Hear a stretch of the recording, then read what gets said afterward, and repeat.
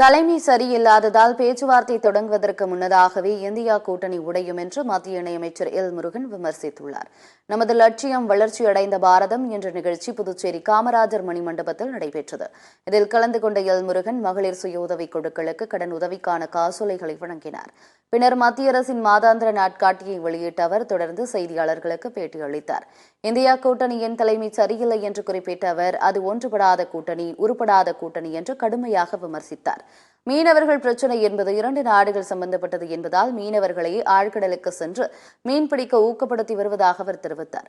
எல்லை தாண்டாமல் மீனவர்கள் மீன்பிடிக்கும் வகையில் 1 லட்சம் படகுகளில் GPS கருவி பொருத்தப்பட்டுள்ளதாகவும் மத்திய இணையமைச்சர் எல் முருகன் தெரிவித்தார்.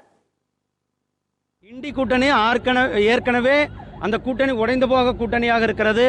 காங்கிரசும் கம்யூனிஸ்டுகளும் இணைந்து கேரளாவில் தேர்தலில் போட்டியிடுவார்களா, அல்லது மம்தா பானர்ஜியும் கம்யூனிஸ்டும் காங்கிரஸும் இணைந்து மேற்கு வங்காளத்தில் போட்டியிடுவார்களா, அல்லது ஆம் ஆத்மியும் காங்கிரஸும் இணைந்து டெல்லியில் தேர்தலை சந்திப்பார்களா?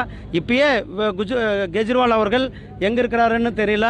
அதே போல் அகிலேஷ் யாதவ் அவர்கள் கூட்டணியில் அவர்களுக்கு இடம் கொடுக்கவில்லை என்று அவருடைய அதிருப்தியை தெரிவித்திருக்கிறார்கள். குறிப்பாக நம்முடைய திருமாவளவன் அவர்களே எப்போ வெளியில் வரலாம் அப்படின்றத காத்து கொண்டிருக்கிறார்.